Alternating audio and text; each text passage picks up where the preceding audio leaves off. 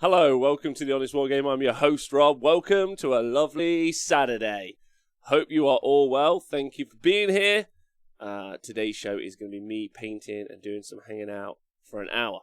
I just want to start off by saying, obviously, we were meant to be doing event coverage today. I want to apologise to the TOs, but I wasn't feeling particularly great, and some other stuff came up. And so I ended up calling it today. You know, I don't normally do that. So, like it's very rare. Like, I'll do that. So, but I took the day off. I apologise to the TOs, but the TOs have informed me that they are doing a top 8. So it's a one-day event. There's 50 or so players playing. The top 8 are going to qualify through to a top 8 tournament, and we will do the coverage from that. I think that's in a few weeks' time. So I'm going to get back to the TOs today, and we'll discuss that. So apologies to everyone who's expecting that today. Other than that, we're going to be doing some painting right now and taking your questions in the chat and seeing how you guys are, I guess, is the real kind of like show today. I'm still working on this. I'm quite proud I did some airbrushing yesterday to get the base kind of looking a bit more like I want it to go. And I'm going to keep painting this. I'm mainly going to paint while I chat to you guys. So, questions from the chat about whatever you like, I think is the important bit. Nice. I'll get a tool belt. I'm really in for that. All right. Thanks, Big Round Specs. Yeah, this is some sweet terrain. I'm on the terrain hype. I'm on the airbrushing hype as well. I'm trying to get my airbrushing up to standard. As you guys know, I'm not the best painter, but I'm hoping if I can just cheat with an airbrush, maybe that'll take me places I never expected. This is the airbrushing on the top. You guys can see there. I think I've done okay so far. I'm quite proud of the basing. I think the basing is quite nice, actually. Thoughts on the Lumineth Realm Lords data sheets. So obviously me and Mr. Mumford went through these yesterday. We did get some of the information wrong, not everything. But I do think I have the stonks available in my head if anyone hasn't purchased stuff today. To quote my friend Joe, who messaged me this morning, big shout out to Joe P.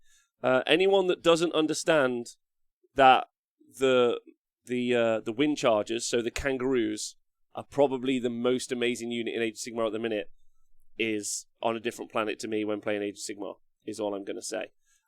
Like, completely different planet that doesn't understand how it works, basically. So strong. So ridiculously strong. And so one of the things you're going to do is you're going to look at their data sheet, which is available if you go on the Games Workshop store. You can look at their data sheet, their war scroll, and you're going to be like, oh, Rob, it's only 16 shots and like 5 or 6 melee. Oh, it's more than 5 or 6. It's like, is it 15 melee attacks?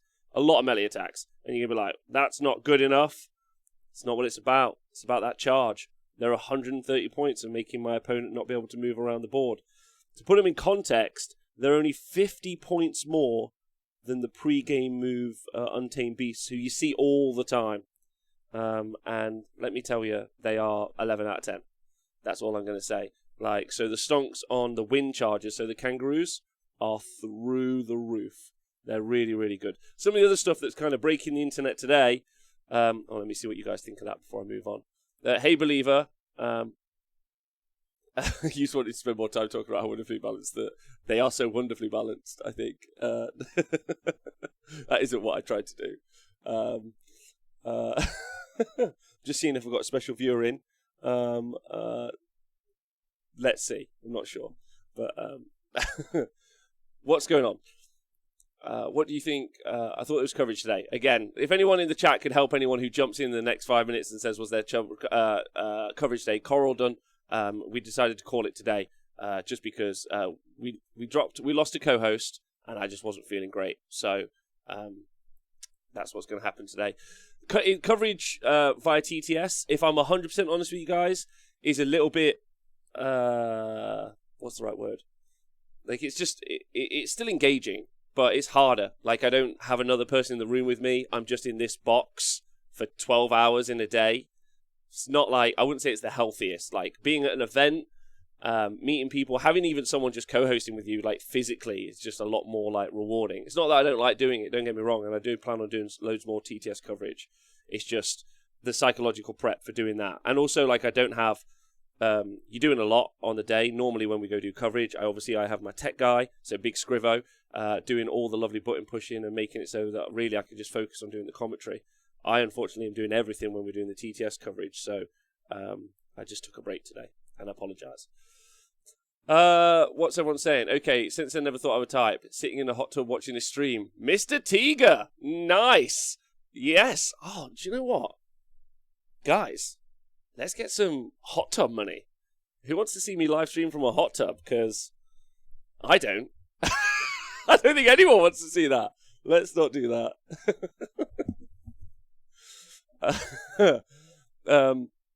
I recently promised I would stop throwing money at this capitalist machine, and this morning it took me 2 minutes to buy both new books. My question is, am I a bad person? You're not a bad person, MJ Pegasus. I'm quite excited to read the Lumineth story now it's all the way out. So, like, I don't think that's bad in any way, shape, or form. So, you get on it, babe. Hey, Colonel Cabbage, hope you're well. Well done for getting all of our TTS assets loaded up. You're doing a great service to the community there. What's that skip? You're obscenely broken. So recently saw a match with a single hero phase lasted 35 minutes, says Matt Readiness. Why is there no chess watch for limiting time spent on battle rounds? Because so maybe there should be. Ultimately, I think really it should just be a lot more kind of like social pressure from each other to finish games. I think maybe talking heads have done a disservice over the past few years. There's been some talking heads who've said they can expertly decide how the outcome of a match plays out, so it doesn't matter if a match finishes, which I think is perverse. I think the talking heads could really have a conversation with each other and push for people finishing their games and call out people that don't finish their games as well. Just be like, finish your games, babes. Like, get it on. Do you think other armies will need to change to deal with Lumineth Realm Lords updates, says Kelbar? Yes.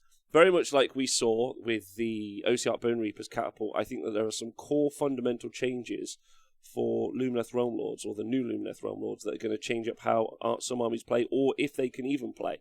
I think they negatively affect Kharadron Overlords as a first jump off very, very much. I think that there's some real good anti Lumineth tech in there. Not Lumineth, sorry, anti KO tech, which is good. We want that. In some ways. We don't want it to like shut them down. I don't think it shuts them down, but I do think it affects them. Oh wow, there's loads of you in the chat. What up, everyone? Watch Ebby, thanks for resubscribing. Whoo! If I miss any questions, just ask them again. Basically, hey Forks Art, super lovely to see you here. Really nice that you've been tuning all the time. I got my Jakari Codex and some Court of Archon models. Time to build a Slith. Go on, Colonel Cabbage. Let's do coverage from a hot tub. What's the worst that can happen? Electrocuted to death? Is that what's the worst that can happen? I think so. Let's not do that. I'm just no. Right, okay. I don't need to do a big there's no one else in the room who I have to talk over. That's a psychological thing. Right, so what's everyone saying in the chat, and where was I in my thought? Rob, we still would still wear a flannel shirt even in a hot tub. Yes, I would. Maybe some flannel booty shorts, but there's nothing wrong with having a style, I'll have you know. I'll have you know, over the past year I've changed. I've gone from wearing only black tees, to look at this now. This is given to me by a local brewery who brought me some real ales, as you can see. That's this and Honest Wargamer t-shirts. I now don't wear only black t-shirts. I'd say only 80% black t-shirts now. So I've really changed as a person, which I think is growth is what we want to see from each other. We want to see growth. We want to see us moving forward with our lives, improving every day.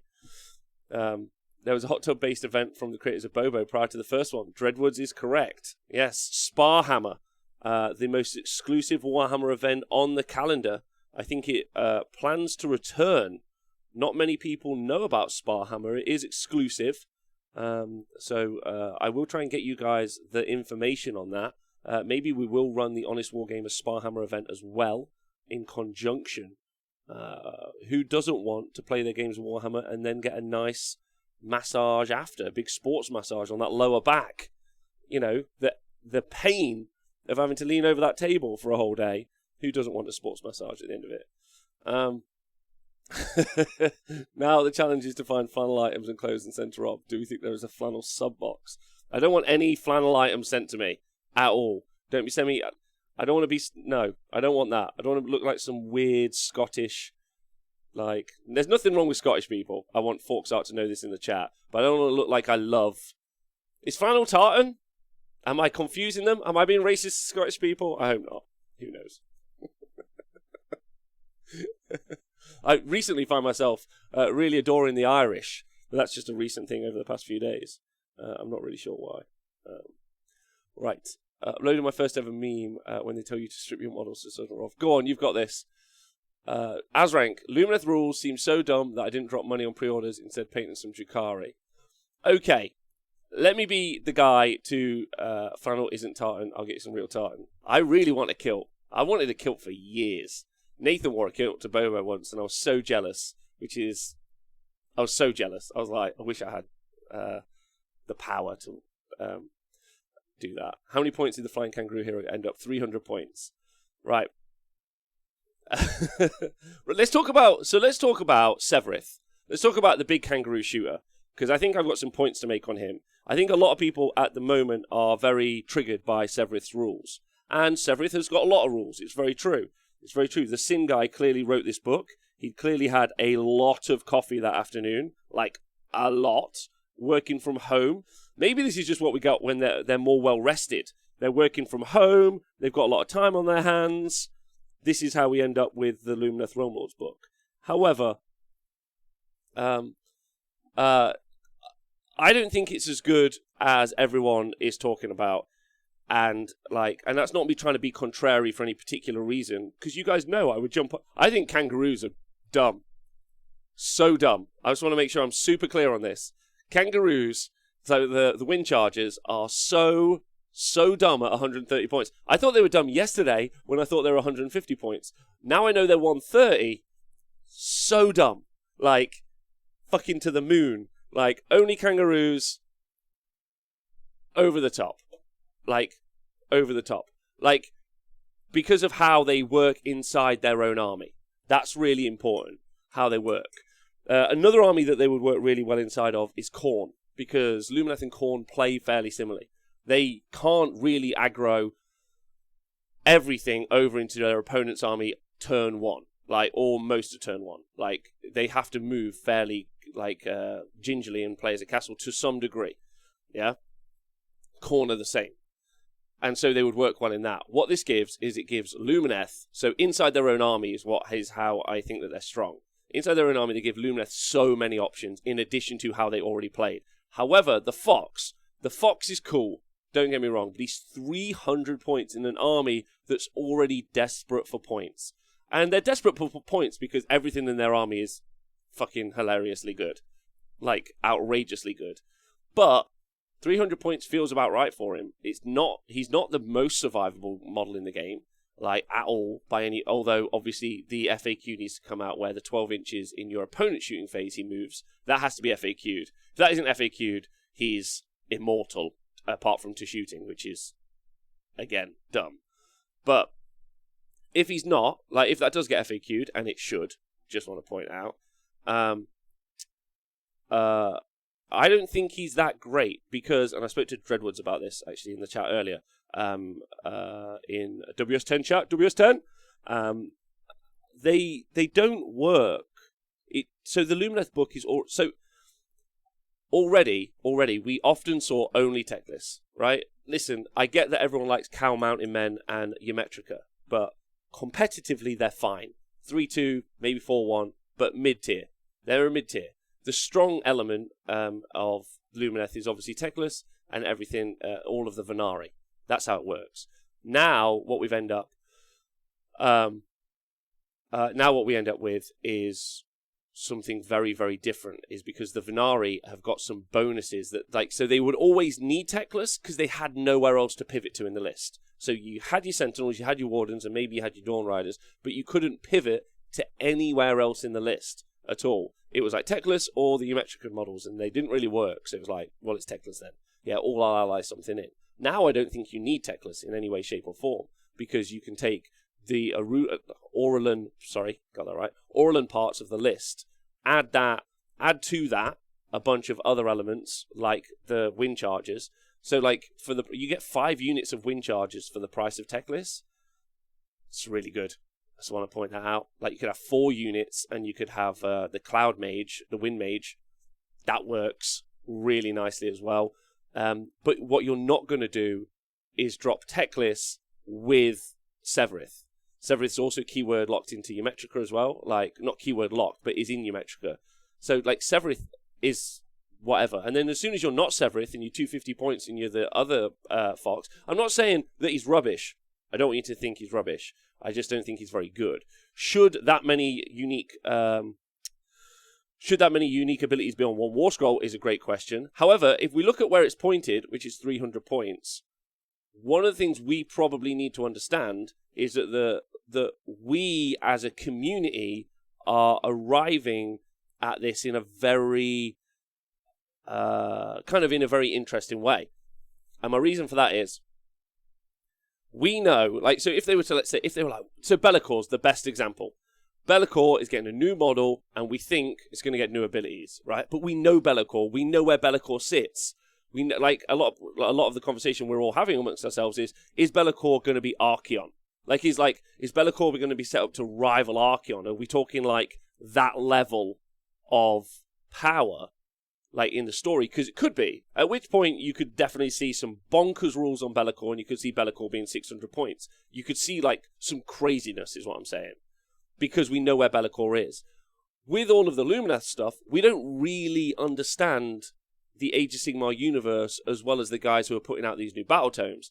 And when they're putting out these new battle tomes, they're like, a wind spirit is like a bloodthirster. And you're like, right, okay. So like, I mean, bloodthirster is a bad example. Keeper of Secrets, there we go. It's also not great. Lord of Change. But you know what I mean? It's a greater demon. Effectively, it's a greater demon. So Verminlord's fuck. We know this already, yeah? Verminlords are good. And they put the rules in to like let us know how good they think Verminlords are. Like we get them, they're demons, they're chaos, they're really good. They got that 5-up DPR, they've all got great spells, they're good casters, they're good in a fight. We know where they've been pushed in. So I think when we get a new battle tome or a new race or a new army, sometimes we are a little bit ignorant. Like, same to me, like you have to ask yourself, where are the kind of rules guys, but also the narrative guys pitching this particular unit? And I think that there's a good conversation to be had there. I think some of the rules are dumb. I think someone, I saw Trog earlier say that the fact that you can destroy Faction Trainer or 2+ is dumb, and I agree. It should be like a 4-up. A 2-up is like the whole book smacks of them, like, it's way too auto, the whole book, and might give us some design clues of where they might take Age of Sigmar in the future. They might make it less dice dependent. A lot of 2s to do this ability, a lot of 2s to do this other ability. Like, so it's, you know, it's a lot more like guaranteed I'm going to do a thing. I bet that they've got some like chud playtesters who are like, oh, I just want to do it all the time. I don't want it to not work. That's so rude. That's so rude, but I don't care today. I'm tired. Right, anyway, I've been speaking a while now. I'm going to listen to the Twitch chat and what you've got to say. That's what I'm going to do. I'm going to take support as well. I am honestly afraid the Grave Lords will be done by the bin guy since Sin guy was busy. Womp womp. Like, agreed.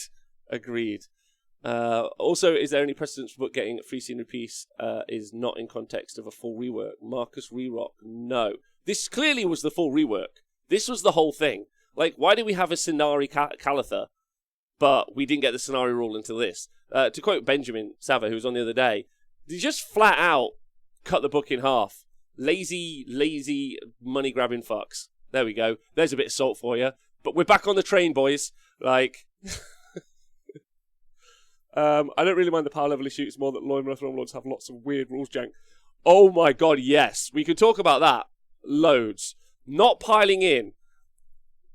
Let's start this. Not piling in or piling in. There was no one ever who was like, do you know what? Piling in is too simple. Piling in's too easy. It's way too easy. And, like, let's really make it fucking confusing. No one ever, not one person, has ever made that sentence. But here we are, living our best lives. Begun the piling wars have. So, see you later, folks. Ebert, thanks for catching the street live. Good evening, Count Moore, or morning even. Thanks for being here.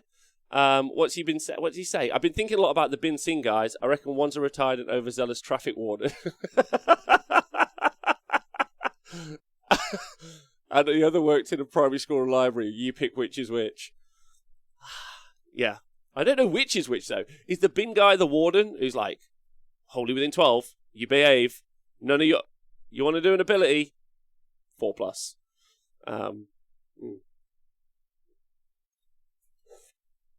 Ty winning. As a 40k plebeian, what's going on in Piling Wars? Well, actually, it's quite relevant to 40k because obviously 40k, you're currently in the activation wars. If Age of Sigmar fans to the show don't know what's currently happening in the 40k community are like, hey, could we get some crystal clear clarification on like you strike last but you strike first conversation, and like everyone in the 40k community is like, fucking can someone say what the rules are? And the Sigmar community are like, first time here. So I think 40k will get more and more of that as time goes on. In Age of Sigmar, we have started to get a lot of rules that have dictated how piling can or cannot work.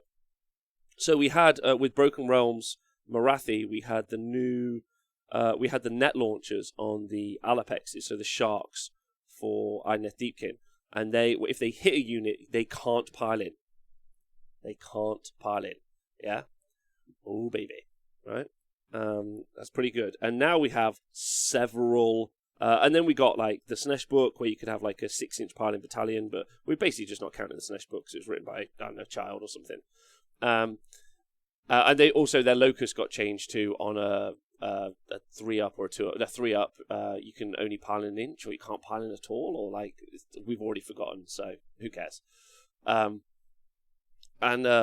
now, so another case of it is the point, and now this Lumineth book is full of pilings. We also had it in the old Lumineth book as well. Like, so your metrical was able to your metrical units were able to push you back after combat, but now we have units that stop you from units that make it so units that can pile in 6 inches, a good 6 inches, which we had on Sister Slaughter anyway. So that's not unique, but just more units having it is a big deal.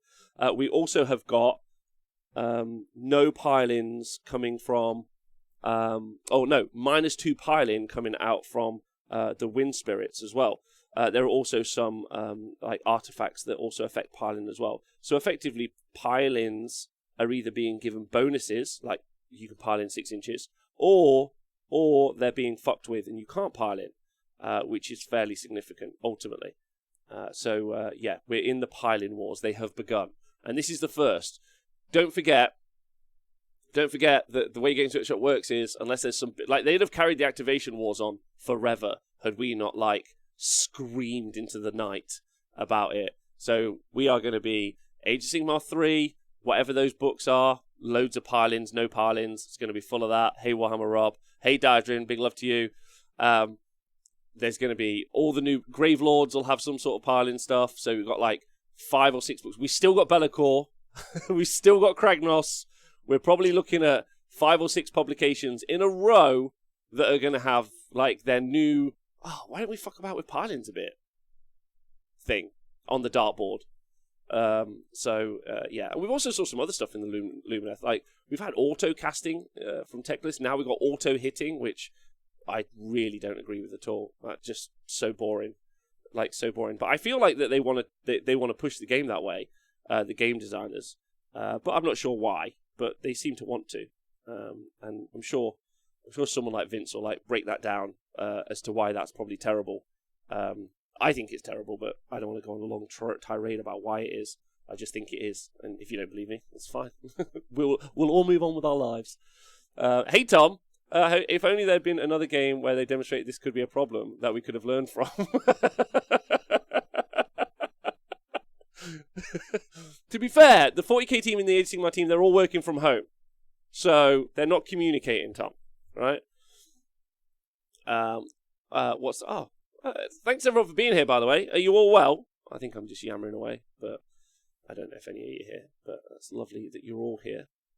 Not feeling chipper today, lads, is the basic answer. So if this isn't brilliant, I apologise, but hoping a bit of rest today and I'll be sorted. Fuck with Pine as much as they like, just don't touch priority roll. Diadrin, agreed. Although I feel very comfortable and very safe that the piling roll, that the priority roll stays in Age of Sigmar 3. Very safe, comfortably safe, so safe it's as if I knew. The survey said people don't like rolling dice. Probably that's why. Half joke. It's not a half joke. Giant Jock Tobot, I think it's a really fair point. One of the things that I think that they think is really valuable, because I've been in a conversation with Pete Foley before, and Pete Foley is ultimately at the top of this. He wants people engaging very early. He's like, I think it was a long time ago, when I was there, and he was just like, how cool is it? The whole army's going to charge you turn 1. And I was like, he's like, because then everyone's just fighting from turn 1. How good's that? And I was like, is it? I don't know about you guys and how you feel about it. Do you want the action to just start? But I think that philosophy and that conversation has made me think that's where they want to take the game generally. They want everyone just to be engaging in the game really early. They want all the activations. They want, just crack on. And I think they want it to be over. They don't want it to be ongoing. Maybe there's some sort of evidence that people enjoy binary results, like I destroy your thing or I don't. No one wants to half destroy a thing. Do you know what I mean? What someone in the chat said. Did you print that terrain piece? I did. Thank you very much. And painted it myself. It's taking forever. So, I've got so much painting to do. So, by the way, what we're in now, April, we're becoming a painting channel. For the whole fucking month, we're a painting channel for 1 month because there's too much painting to do. So, auto hitting lets you completely ignore some armies' means of defense. Mine says to hit magic horn. I agree, and I think that's bad.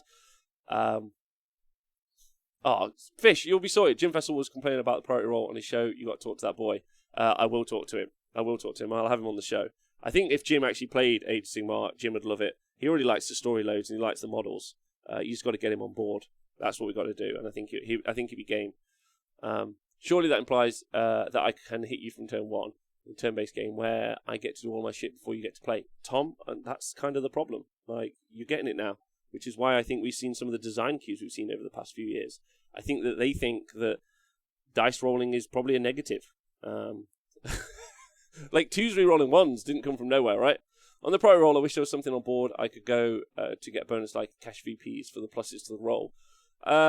Maybe Bathe the Nos, but I think there are already so many advantages that you can play around with to create a good priority roll situation.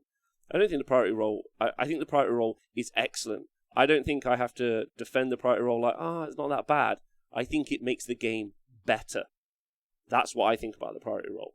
I don't think it's not to get on this conversation again for the 1 billionth time, but it makes the game better. Does anyone else feel the priority roll is just about rules designs to count more? If they have to create pages of rules to justify it, maybe it is the problem. But they don't have to create pages of rules to justify it, I don't think, in any way. I think it's great. I think it's the best part, personally. It's exciting. It's a fun element to the game. The game is very rarely balanced anyway. So the conversations about that are a little asinine. I think it's great. Hey Chris.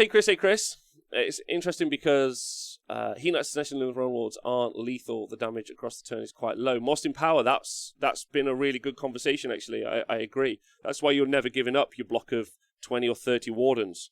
Because those, the Lumineth really do lack a true, nuke unit. They don't have, an absolute blender unit. Let's think, buffed up Storm Fiends, maybe. But probably only when they're a 9, not when they're anything else. They don't have, a true, I'm going to smash you to pieces unit. They have some very good units. I would say high-end output, really high-end output is 30 Wardens. But you still struggle to get all of those into an enemy army in some ways. But 30 Wardens is probably the best that they have. And that's a significant points cost. And a lot of what they have, and a lot of what Lumineth are going to play as, is they're going to play as a control deck. like in loads of different ways. So they're gonna make it so experiences you will have when playing Lumineth, because I don't think you're going to see the Fox very much, apart from some like people are going to take it because they like it, which is super okay. Experiences you will have playing Lumineth are all your command abilities cost twice as much. You might not, thanks to the new spell law, be able to use a command ability, which is pretty significant. They're going to get 10 free CP a game because of their realm piece and their terrain piece. Their terrain piece also capturable. You can't control the terrain piece. The only one that's allowed in it is one Lumineth character. So it's a garrison, and you can't snipe out that character and then garrison their terrain piece. So they have this like they can block board space because it's a garrison. They can block board space with their own terrain, which is really, really rubbish. Yeah, so that is a thing. But like that's what you're going to be experiencing. You're going to be experiencing shooting that ignores line of sight over 36 inches. So it can just shoot you from anywhere on the board. Dominant magic phases if they put Techless in. If they don't put Techless in, they've just got access to some great spell laws. And also your army is going to be move blocked by kangaroos. They've got a very effective book. But they do lack at least a couple of key pieces. And you can't put all of... And the other point is you can't put all of them into one army. So putting them all into one army is... because it's too expensive. And like I said, you're never going to see Severith with Techless. That's nearly 1,000 points. That's 960 points. And you've got like 24 wounds, right? You need some actual stuff in your army, ultimately. What I don't like about the roll from the perspective of playing is when a whole load of bad stuff happens to my army, and then, based on just one roll off, it happens again without a chance to react. Yeah, I understand that, MJ Pegasus. I do. But I feel like because you remember negatives more. That's the psychology, right? Our brains are hardwired to learn negative things, remember negative things more. And the reason we do that is so that we learn, like, if I burn my hand on a fire, I remember that experience really viscerally than having a nice cup of tea somewhere, because then I remember not to put my hand in fire. That's like an evolutionary trait of human beings. So for every negative experience you had when the priority roll occurred, there's been a positive experience, like, somewhere along the line, unless you're terrible at rolling priority rolls, which is really your fault, if I'm honest. It's not MJ. It's not your fault. Do you think OBR, with their RDP, will do well as they don't require CP, says Speckles? Could do. OBR have got a bit of an issue in that I think the Rue guys, you can't stop me from running 6 Wind Spirits. I'm not trying to stop you from running 6 Wind Spirits. I'm not. They're better than the Bolt Throwers. Basically, they're a Bolt Thrower with a move characteristic. Also, they're move 24. What the fuck? And they're also move 24, move 12, so they're actually move 36. Then charge. They're dumb. They're dumb. Speckles, I think into Lumineth Realm Lords, OBR will be fine, I guess. Unless they've got some ruse and they block in your Mortec and then you're fucked, basically. Unless you can, like, pew them out, which you can't because you've got no pew. So that sucks to be you, is what I'm going to say. Stock is up on corn, piling 6 inches. Gonna need that bad boy. That's useful. Gitly, genuinely think Lumineth are very strong, but they already were, which I agree with. They may be marginally stronger now, which I agree with, but actually the biggest change appears to be that there are many more viable lists now rather than the same list we were seeing. I agree with Gitly. I feel that the upgrade they got is you just take a regular list and you bang 2 units of 5 ruse on, is what I think is where the list is at. You can go heavy into the ruse, because the reason I'm going to talk about them loads is they do something different that no one else does. They can, in their movement phase, which is unique, make it so that your next movement phase, you can't move. The best example of this, which we saw played all the time, is Kairos with the Spell Portal. Kairos is like, Spell Portal, 6 mortal wounds, but most importantly, here's a spawn. Your next move, your next turn, you can't move. You're going to be able to do that with Ruse, and that's going to be very, very, very good. Just imagine making one of them double movement and fly, so 32 inches, right? With a pile-in of 6 inches and a move away from 6 inches. So all you got to do, you could just put 1 unit of Ruse in. The ability to just do that means you can pin down a combat block for a turn, depending on priority rolls, maybe 2 turns. Yeah? Making it so that they have to struggle to get out of you, which is really, really good. So, like, that's, like, I don't think the Wind Mages are anything other than a gimmick. even though they've got loads of really fun stuff on them, and I 100% could see people running loads of wind mages and having a really good time and just like running around the board. I get it. Not wind mages, sorry, the wind spirits. I can see that. You can just have a great time doing that, but you're not going to control any objectives. Like they've got, like Gitley is saying, loads of options. If anything, they've got too many options. But you'd be like, cool, I'm going to take a Lawmaster. And you're like, okay, who are you doubling up with the Lawmaster? It's like, well, I'm going to take some Wardens. I'm like, okay, cool. Does the Lawmaster help the Wardens? Like, you're like, but the Wardens are going to win you the game. Like, you can take Sentinels, so you can do some one-way shooting, or a Bolt Thrower, but probably Sentinels better. Okay, sweet. How's that going to really double up with Sevireth? Because, yeah, you can just pile on loads of shots, but if your opponent can just null deploy or can just deep strike you, you don't have a lot of board control because you spent 300 points on one Fox.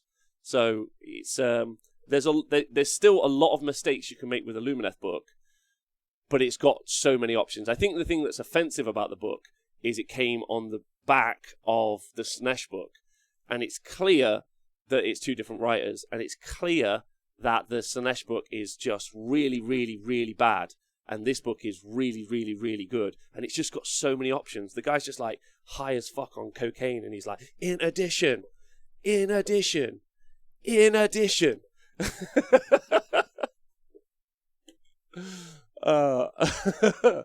as well be a different game. It might as well be a different game, Dydrin. Yeah, that's the kind of general thoughts, right?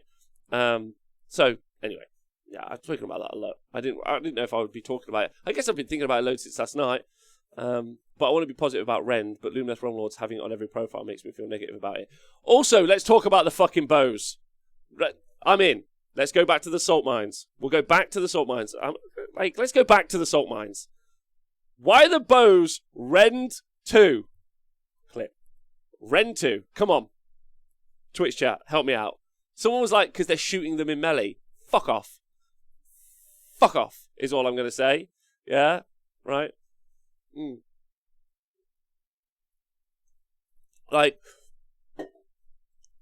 what the hell? Let's find other things. Hold on. Let me just cut this for a sec. Let's find other things that are Rend 2. Or not even Rend 2. That we think should be Rend 2. No, not Legolas style. I'm completely against all of what you've just said. Like, in a big way. Let's find some units. There are too many mortals and too much Rend flying around at the moment. The biggest problem in the game currently is that the various games writers are clearly designing rules with different end goals that the game in mind, says Gitley, and I agree. Are Lumineth Realmlord the Space Marines I swear there's a definite great build, but other builds are still really good. Herminister, yes. They were designed in Nottingham, Bowcrine, capital of the world. Do you know, I don't even need to look at this, actually. Pete's just solved the problem. Pete solved the problem! Because they're in Nottingham. Like, I'm sorry, guys, but there's a lot of bow crime here. 3 bowstrings is more powerful. Release of the arrows. More armor pen, so Rend 2.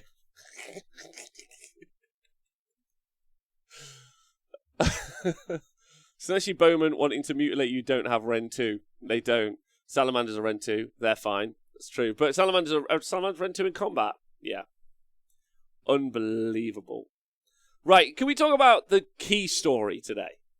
The key story. I know there's going to be a lot of conversation going back and forth about Lumineth Realmlords. A lot. But really, who cares? Because I was thinking about just on Monday doing a show only about Sloppity Barpiper. Just 3 hours of pure Sloppity Barpiper goodness. Slippity bloop bloop. Sloppity bop bop. Slippity blop. Because he's brilliant now. He's brilliant. And I feel like that really needs to be our takeaway from the whole experience of today. Like, you can talk about your elves all day long. Your kangaroos are amazing. But, like, that's all I want. That's all I want to talk about is Sloppity Barpipe, because I think he's really great. And super positive. And also shows that they're like, that they can learn. They can learn to be better. I like the way you work it, no sloppity. I like the way you work it. It's pronounced floppity bullpapa. Floppity bup bup. You could do an all-mounted Lumineth army with low magic, says Kelbar. I agree. And you could really do something pretty potent with an all-mounted Lumineth army. You can make so many Lumineth armies. It's a great book. I think that's the thing we all probably should take away from this conversation mainly. Yeah, I have 9,000 points. How do I do? Dance party. No dance party today. I don't have it in me. Tomorrow, I'll dance party, I promise. So do they have the sharper arrows like the sharper bullets for Marines? They've got the sharpest arrows, I think is the point. Yeah. I'm okay with the Lumineth. I really am. Like, because they're not, so I think with the Lumineth, don't compare them to Sylvaneth. Don't compare them to Beasts of Chaos. Don't compare them to Cities of Sigmar. Like, you're comparing completely different books. Just compare them to Seraphon and Tzeentch and be like, well, they're fine. They're super fine. Like, that's the level. That's the level that they're released at. Like, which is why Slaanesh are terrible. Everyone's like, Slaanesh are good. I'm like, compared to who? Because it's not Seraphon, because they'll fucking kick your dick in. Like, it's not compared to Tzeentch, smash your face in. It's not compared to Daughters of Cain, they'll again kill you. Like, however, compare them to not War Tribes. War Tribes will beat them as well. City should beat them. If you compare them to Gargants, fuck yeah, you guys are having a great day. You can play Warhammer all day. Uruk should beat them all day. I'm okay with Lumineth until I start playing them in real life and they make me cry. Rob, Games Workshop was just sticking to the narrative and make Lumineth as hated as High Elves. That's the other point that we really need to get on board with. Like, and I think should be the narrative of the day, is we're going to see a lot of Lumineth armies on the tabletop. And who doesn't like killing elves? That's the real consensus. Like, because it's... I don't know about you guys. I reckon some of you guys are probably minted, so I'm probably going to offend you now, but I don't. But you know when that guy turns up with the sports car? Yeah, and he like revs his engine, he's like, rum, rum, rum, rum, rum, rum. Like, everyone kind of looks at him and you're like, what a dick. And again, if that's any of you, I'm sorry. That's kind of what their elf players are like. They'll be like, and mortal wounds, rum, rum, rum. And they're like, and I move again, rum, rum, rum. That's who they are, right? That's them. That's them. They're just like constantly like telling you about their next rule, and they're like, and my rule every time. That's the elf player. So that's fine. They can be that guy. Those guys need to exist. They help in trickle down economies apparently. Like they need to be there. Call it now. Set this game will have some extreme limitations. Unit selection and missing artifact table, says Aaron Frank. I haven't looked at that yet actually. So looking forward to that. Elves are the new nets. No, we like nets, don't we? Don't we like nets? I don't know, man. This is taking me forever.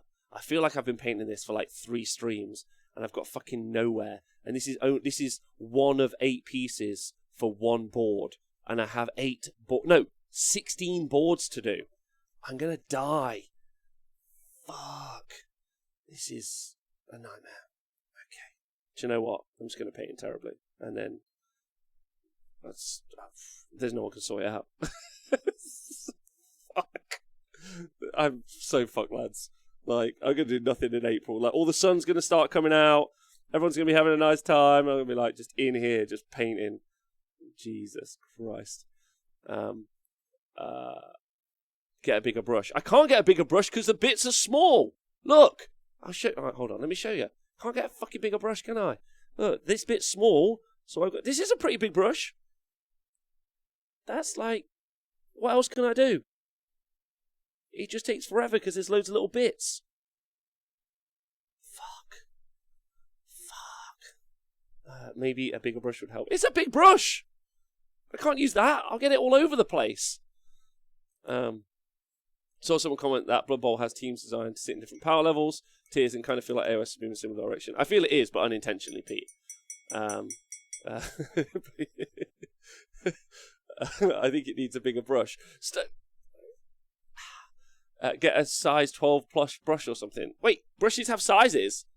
Does anyone... I don't have one. So, you need a team of local painting volunteers. Call out to anyone based in Nottingham who would like to be one of my painting volunteers. That Lumineth Archer hero really has overpowered, as people are saying. Brother Scar, no. He is not as overpowered as people are saying. But he is good. But overpowered is not what I would describe him as. He is just good. and very effective. 2s and 2s. I don't like that. I saw someone making a point about it's 2s and 2s, and I agree. I don't think 2s and 2s should ever really be in the game. I think it should be very specific characters that hit on 2s and wound on 2s. Like Archeon is like, I'm fine with that. You know, like maybe a Bloodthirster, like maybe, but I don't think like regular schlubs. And I know Wind Spirit's actually meant to be up there, and is really good, but he hits on 2s, wounds on 3s. So, like, but I think 2s should be very rare in the game. I think the game would be better if it was a lot rarer to get down to 2s and stuff. So, the Wind Spirit is just really frustrating for people to play against as Mostin Power. Yeah, but he's 300 points. Like, it's a lot. It's a lot of points. Lumineth is akin to Magic Gathering pure blue control deck where people give up as their armies can do anything else in the core phases. Yeah, like, again, the Ruse are going to be able to produce that effect. Like, and to be fair, the Wind Spirit, so like the Archer guy who we just spoke about, is going to also have that same effect. But I still think the army is playable against. Like, I wouldn't say if it wasn't. I don't feel it's as bad as Slanesh pre-nerf. Like, that was genuinely horrific for people to play against because they were like, cool, so I just charge you. Similar to pre-nerf on the Gristlegore Ghoul King on Terrorgeist. Also, same thing. Pre-nerf was just so savage to play against. And striking. Way 10 points for Rob. Ding, ding, ding. Wait, the Lord Regent is his Purist Aether Quartz a reference to Blackadder and the Purist Green? Maybe, intern Matt. Maybe. Fucking love Purist Green. I've made Purist Green. I hope so. They do. There's a load of comical names. Like, they've done really well with Sloppity Barpiper names, right? Like, there's some comedy in there. Those guys know what they're about. They're having some fun. When do you need these painted for, Rob? Middle of May. May the 14th or something? Middle of May is when I need them painted by, so I've got about 6 weeks. Some of them aren't as detailed as this, and they aren't as involved. This is a particularly involved piece. It's quite detailed, so like it's taken a while, but it's fine. I just haven't like stuck my nose in. I haven't gone like, I guess it's 7 a.m. time to start painting, and then like finished at 12 p.m. at night. I need to just put some shifts in. I think that's the problem. I've just been doing shows, and like, you know, when a book comes out, you're reading everything and you're organising stuff. So yeah, that takes a while. What's that? Roughly a table a week. Yeah, I think I should be able to do it. I'm just gonna have to require me like not doing anything else really for the next month. Like just doing the shows and painting on the shows and having the guests do all the work and just be like, tell me something about Age of Sigmar. For a month. So I'm sorry if... hopefully you guys can just tune in with me and we can just get it done and sort it out. I think it'll be a fun time, but it's going to take a while. Big Wild has an entire army on 2+2+, and it's not game breaking, but that's because they have weaknesses in other areas. Pete, to be fair though, in order to get to 2+2+, you have to build the army in a specific way, and it does have to wait. You either build it a specific way to get to 2+2+ straight off on turn 1, or you do have to work towards getting 2+2+. It's like not automatic. It's not on the war scroll. So there is like some give and take on that. It's rough though to have that for any army that competes in all phases of the game. Agreed. I do have an airbrush. That's how I did some of this cool effects. The 3D terrain is amazing. I need to find someone willing to print a beanstalk for my Mega Gargant space, aka Jack the Giant. Merman, there are loads of people on, is it Etsy, who do 3D printing for people that's available. I'd offer, but right now, and will be something I offer in the future to do 3D printing for people, but right now all the 3D printers are just printing terrain. Right now I'm printing out Tyranid terrain. All the HCMR terrain's done, so now I'm just printing out 40k terrain, so that's going to take a while. It takes about a week. So I've got 4 printers going full time, and it takes about a week to do a board's worth of terrain. So if you were to, do that for yourselves at home, like if you picked up one printer, it would take you about 4 weeks to do, roughly do about 4 weeks to print yourself a board of terrain, which isn't bad, to be honest. Like, I doubt many of you have like whole venues that you got to fill up. But it is exciting also for when we go and do live coverage at events. It also means like we'll be able to go and take really nice terrain with us. Not that events don't have really nice terrain.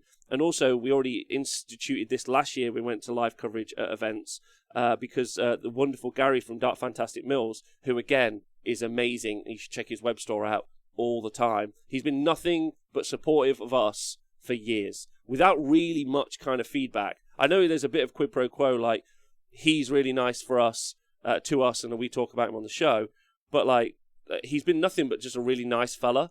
Like, and I've just been impressed with his work always, so I shout him out all day. Like, and he's been on the show. He's just a really nice guy, man. Like, and he's really talented and does some really good work. So if you guys want to go see some 3D printed terrain, you can go see that. Or if you want to get into the game yourself, there's some great like Patreons and stuff. Print out your own stuff. Do you use non-resin printers? Do the prints come out smooth? I do use non-resin printers, and the prints do come out smooth. Not for miniatures, though. I wouldn't use them for miniatures. Chris, yes, 100%. If you're willing, then yes, 100%. We're being restricted to a D6. There's not much room for scales. If we say a decent model hits on 3+ and regular plus on 4 do, there should likely be more 2+ to hits than currently. Count more, I agree. Like Bloodthirster's 2s, right? Like, should be 2s and 2s. There's no way a Bloodthirster isn't a 2 and 2. Like, narratively, he's a 2 and 2. And I'm with you. I think really the game should just be like, it's mainly 3s and 4s. It's mainly with the exceptional 2+. Like, with the exceptional 2+ here and there. Like, mainly 3s and 4s. Well, not mainly 3s and 4s. Like, 3s to 5s, obviously. Oh, thanks, Chris. That's awesome of you. You print just terrain or models as well? Talking about Meatball there. There you go. Yes, Meatballs. Oh, there you go. Skink with 2+. Yeah, I'm just saying. Like, I agree with Camwell's point 100%. I agree with him. Like, the D6 is not enough variance probably for a game. Maybe it would be cool to see it move to a D8. It really would. It would make the game far more interesting, and that level of granularity. But I do feel there could be more stuff. I mean, with Illumineth, they seem to have given away some pretty, like, they've broken some pretty significant barriers. They're like, what's fast? They're like, move 16. They're like, well, should we make these move 18? They're like, nope, no, move 24. Let's not fuck about. Let's go all the way. So that's fast. And then with an additional 12-inch move on top. In an army that can double movement, like, they've pushed the boat out on the Lumineth release at least. But like again, like I think I've qualified the fact that I think it's just made a strong book stronger, but it's put it in Seraphon level, and actually into Seraphon, probably quite good. I'd probably take into Dawn Riders against Seraphon if I was 100% honest. I think that's the way. But like Ruse and Dawn Riders, I think you could comfortably see 2 units of Ruse and a unit of Dawn Riders in a list. And that's like a really like meta tech like build, I would say. Percussive Scruff. Rob, I've got 30 unassembled Meliusai, and I want to run Viperic Guard, Marathi, 2 Bloodwrack, and 3 units of Snakes. List that isn't too dicky for local games. Do I go heavy on melee snakes? Yes. If you want more engaging games with your friends, then like maybe you can make yourself a unit of 5 bow snakes. But as soon as you start getting to the 10 and 15 category, you're going to have some pretty aggressive games. You could also, Percussive Scruff, not... is Viperic Guard locked into 3 units of snakes? Yeah, like it's hard 3, isn't it? Or is it 2 to 3? Otherwise, I'd say Geo MSU, because the commandability for Marathi is worse the more you compound it with a unit. So if you have a unit of 15, obviously that makes it way worse when you 2 to 3. Okay, in which case I'd go for mainly combat snakes. And then like a little unit of shooters. And then that'll be a more engaging game for your opponent. And it's still really good. Still really, really good. So yeah, really good. But that's nice of you to think about it, Percussive Scruff. I think that's really lovely of you that you're thinking, how can I make my games more engaging for my friends? Making it so it's more melee orientated. Plus they're going to have to deal with Marathi anyway. That's going to fucking hurt. Hey Tristan, I think Dawn Rise is a great addition to the Ruse. Make a 3-drop list last night, and then and I don't think it has the punch or the bodies. Yeah, it's gonna be, you're gonna fight for points in a Lumineth list, but they've got so many options. 40 inches, poof, that's only width of the table. They can start attacking the other tables at a tournament. So that's the right way. That's the right way. Yeah. So we haven't talked about the fact that they can destroy faction terrain. And that's more of like a mid-table bully thing. Like, I mean, OCRs are obviously going to be unhappy about the fact that their faction terrain, which they're putting in the middle of the board, is going to get smoked. But again, I don't think people are going to take them. I really don't think people are going to take the wind spirits. I think people will try them out for a few months, and then they'll generally fall by the wayside. But maybe I'm wrong. Maybe people will take them loads and loads, and they'll feature in really competitive lists. There are really, like, they have loads and loads of rules. I was about to say that they're nuanced, but that isn't fair. That's not what I mean. They have loads of things that you can do with them. They must be a really engaging piece to play with, because you can do so many fucking things with them. You can be like, cool, I'm going to move up, I'm going to snipe their character, I'm going to move away. Like, cool, I'm going to move up, I'm going to snipe their character, I'm going to charge, and I'm going to make it so that they can't pile in, and I'm going to move block a unit. And it's like, okay, I'm going to move up, I'm going to shoot a character, I'm going to move again, I'm going to not charge, I'm going to destroy a piece of faction terrain. I'm going to destroy a faction terrain piece. Like, there's a lot of options for one model to do. Yeah? Like, a lot of options for what they can do. But I don't think you're ever going to see one just YOLO swaggins across the board, get onto a piece of Git's terrain and blow it up. Because you're just down 300 points for that trade. Maybe you think that wins you the game. I wouldn't say it wins you the game.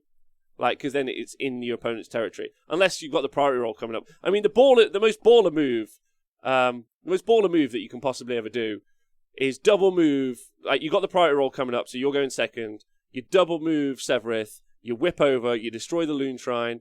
You get the priority roll. You just fly the fella back.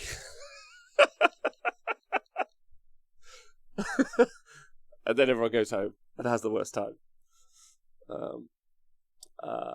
Same one, consider 120 zombies, no matter how good they are. Well, looking at the new zombies from Gravelords.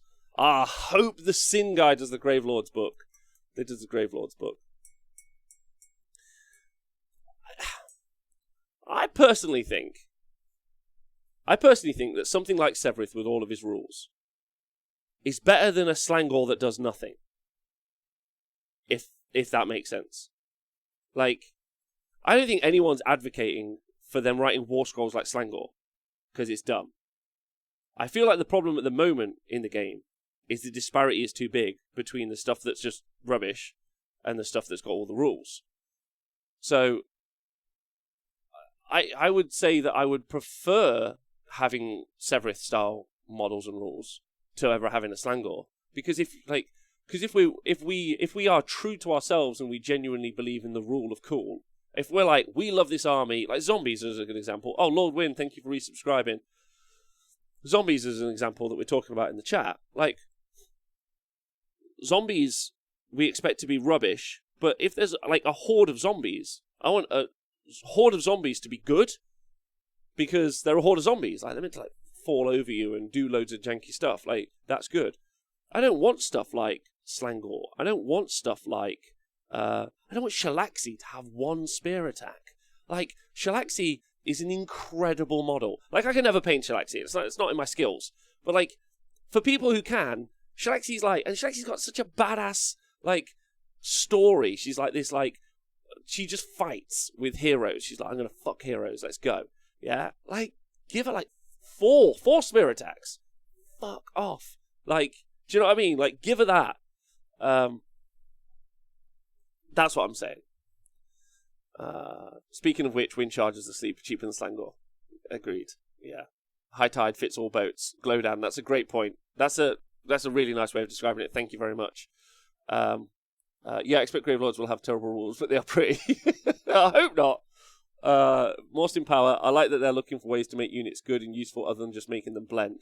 Agreed. More utility is also probably better. I think a lot, like, when we talk, like, so the conversation obviously I was having about the wind chargers earlier, is the wind chargers being strong are strong because of their charging and not moving into the closest unit, which maybe is something that shouldn't even be in the game. I spoke to Vince last night, and that was something he said, so I don't want to, like, quote it and then say, like, that was my thoughts. He was like, maybe that's a line that should never be crossed, is that you can't not pile into the closest model. And I think I agree. I think I agree, but it's there now, which is options for loads more units to do the same thing. Like, as soon as one's got it, it's coming in move again. I kind of hope Gravelords are pants, so it feels good when I win with them. You probably will, Tony. Like, I hope they're rubbish too. Not rubbish. I don't hope they're rubbish. No, I don't agree with that. I hope that they're as bent as... I don't think Lumineth are bent. I hope they have as many interesting and interactive rules as the Lumineth. And I know some of you might be like, Rob, it's dumb. There's too much fucking stuff. But if everyone has too much stuff, it would be the same. And that is the problem. Like, Slangors are just a terrible war scroll with no cool shit in them. Like, they suck. I want Blood Knights to have, like, they charge, they suck the blood of a vampire, and they heal, like, something they've killed. They heal D3, and maybe they can pile in 6 inches. Like, I want them to have, like, all of these. It's much better to have all of the rules on the war scrolls than it is in some, like, faction abilities or some random artifact. It's just like, why are Legion of Nagash good? It's like, well, we accidentally put Ethereal on a gem in an expansion, and now that's the meta for fucking a year. Like, it's much better that they're on the war scrolls. You can be like, do you know what? Bang that up 50 points or put that down 20 points. But, like, I don't want Slangor at all. I don't want to collect him. I think the Blitzbarb Archers look 11 out of 10. Like, really nice. But they suck. And that's a shame, because you want them to have loads of awesome rules and do awesome shit. Like, I think I'd prefer a game where everything's a bit of a hero than I would a game where everyone's a bit of a loser. So, and that's kind of a vibe. And I know that goes against... Because we're way past... Like, you're not reining any of this in now, is the point. You're not reining any of it back. You're not stopping Seraphon being what Seraphon do, or Tzeentch doing what Tzeentch do, or Lumineth now doing what Lumineth do, or Daughters of Cain. They're not stopping. Like, there's a power level... Like, when Flesh Eater Courts and Skaven came out, they were like... That was a huge leap for the game. And now we're into another huge leap. So we're not moving away from that, so you just kind of have to fucking embrace it. Because we want to play. So I just want to be a part of it and just play and just be like, cool, whatever. Like, that's dumb. Nothing is broken if everything is broken. Yep. And I think, what was that? What did Thingy say? Because I loved that. I thought that was really good. But, like, you could have a different game. Like, I don't agree. I think maybe where I'm opposed to everyone else, not everyone else, that's not fair. I think where I'm opposed is I don't want, like a lot of people said, I want all of the books to be like Slaanesh. I don't want any of the books to be like Slaanesh. It's terribly worded. It doesn't work with itself. Makes no sense. You can't play loads of different lists. Most of the units are trash. Throw it in the bin. Like, I would much rather every book be, like, and I'm going to plant a flag now, and if you don't agree, I want to hear about it. I'd rather every book was like Lumineth and Seraphon. That's what I was like. More options, more things.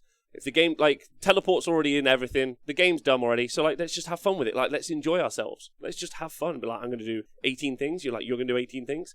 And then when we go to tournaments, everyone's like, we only ever got till turn 3. That's on Games Workshop, the TOs. Like, maybe we only play 1,500 point tournaments anymore because it's just quicker, like, and we need to because you can't finish games, whatever. Like, we can just deal with that as a community. I think that's fine.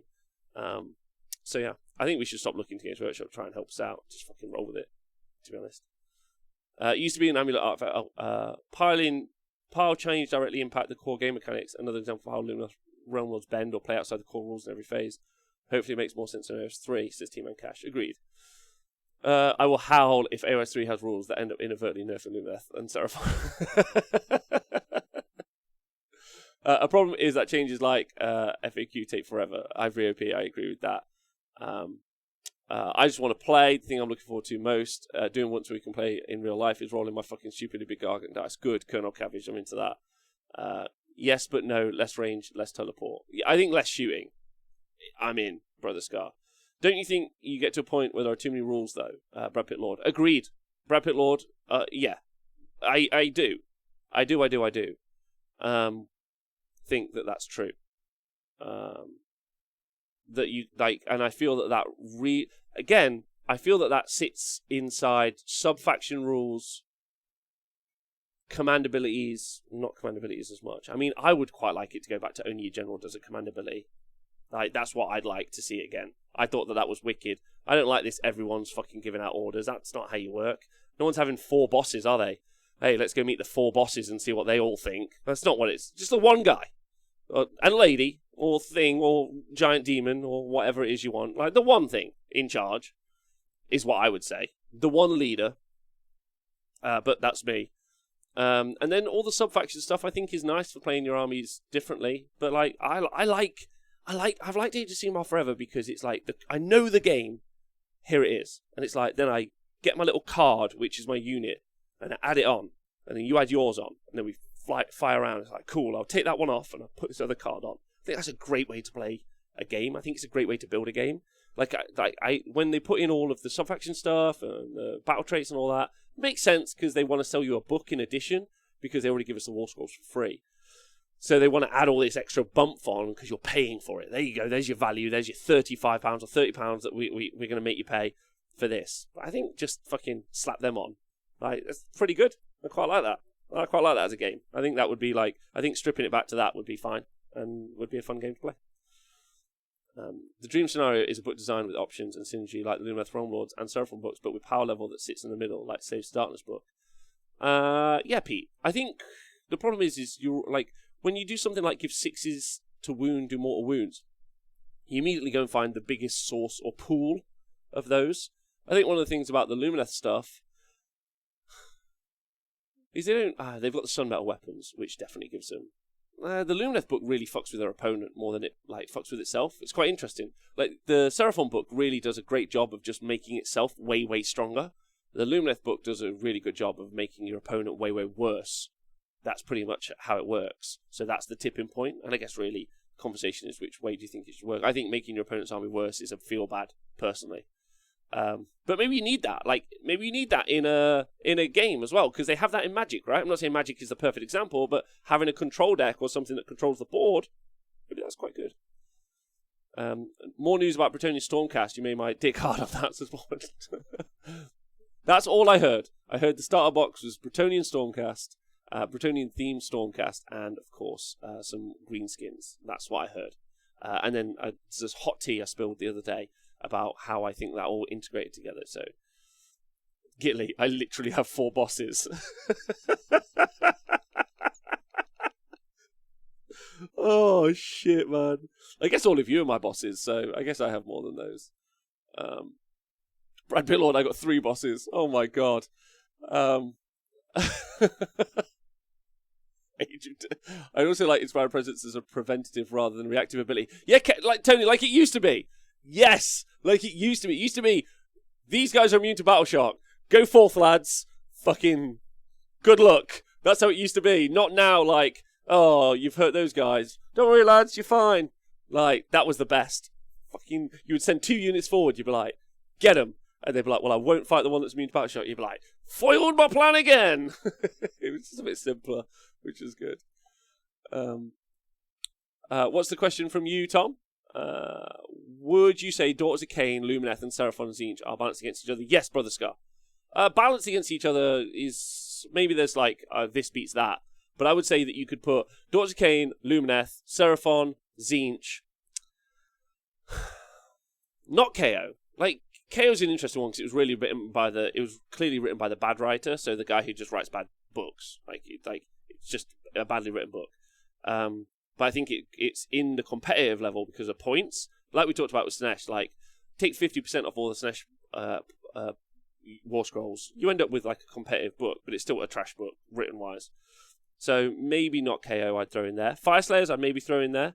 But I don't think that was written by that guy either, to be honest. Because, again, I think Magmadroth's, like, just written terribly. I think they're all written really badly.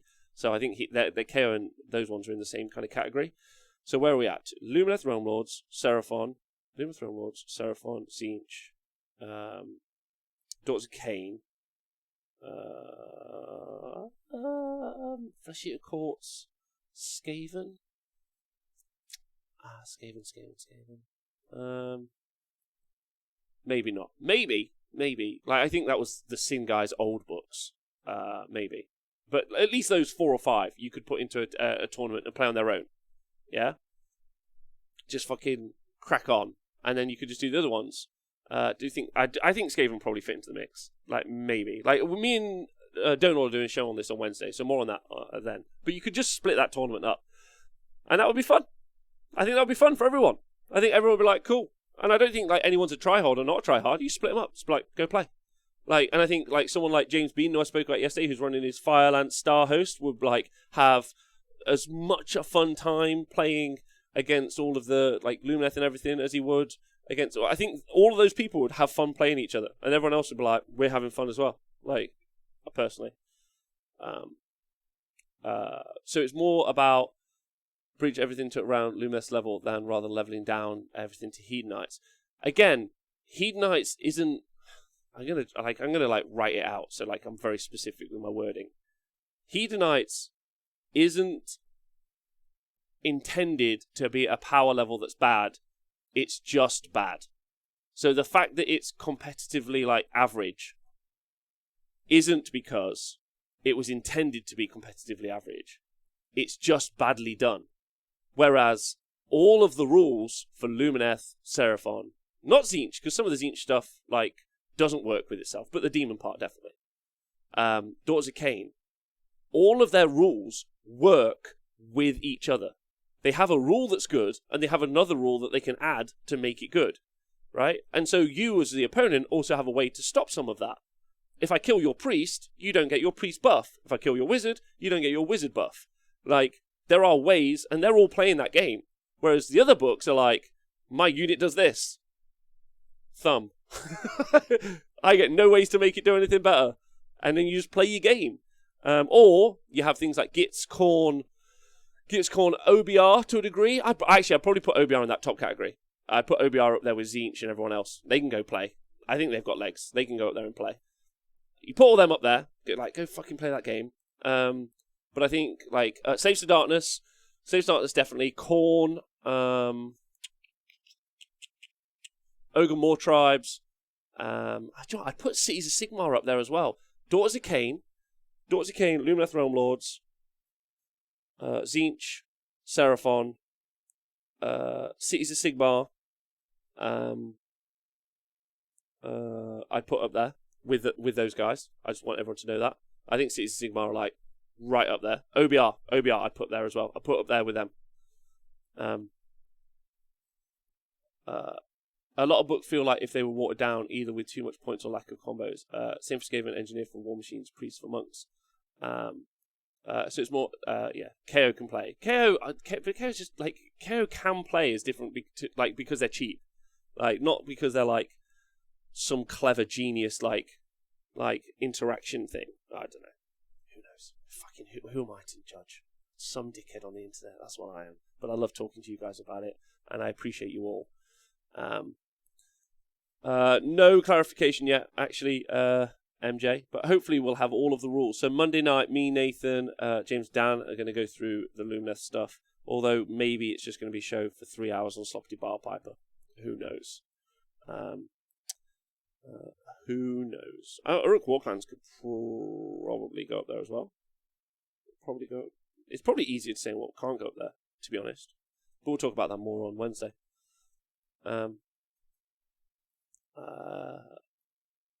Okay. Well, gents, it's been lovely talking to you. I've gone way over time. And so I'm not going to really go anywhere. I'm just going to carry on painting. We're going to do it outside near a window, so I feel like a human being as opposed to a cave troll. It's been lovely talking to you all. I apologise again about the no coverage today and to the TOs, but we will be doing more in the future. Tomorrow we're going to be doing a show about the previews for stuff that's coming out from the different Patreons for 3D printing next month. So I don't know if you guys caught it last month, but this month, because we're close to April coming up, there's a bunch of Patreons and they've got a bunch of designs, and we're going to go through them, talk about them, be like, this is cool, this is fun. I'm going to be showing some terrain Patreons as well, because I think that's obviously something that's fairly relevant at the moment. So it's going to be really good. So that's all tomorrow. Really looking forward to that. Thanks for tuning in today, of course, as always. Thanks to everyone who listens to the podcast. Thank you to everyone who watches on YouTube or subscribes or anything like that. And everyone on Patreon and all that. So yeah, you guys are great. Anyone got any? No, I'm just going to go. Well, we need to raid someone. Of course. I've been forgetting that. Let's go do that.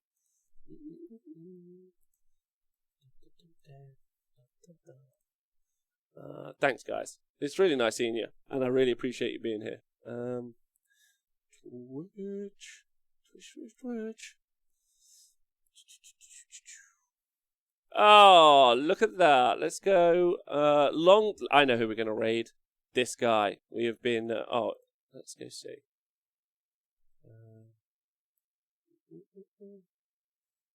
Some Scottish fellow playing Jukari. That's cute. What the flip? This is always the hardest to find someone to raid. Podcast bros, you must be like, this sucks. What's a raid? Okay. Alright, I think I've got one. I know who I'm going to raid. /raid. And then this is friend of the show. Sir Flukes a lot. Let's see if this works. It did. Amazing. He's a lovely fella. Let's go give him loads of love. Thanks very much, everyone, for tuning in. I'll talk to you tomorrow. Have a nice day.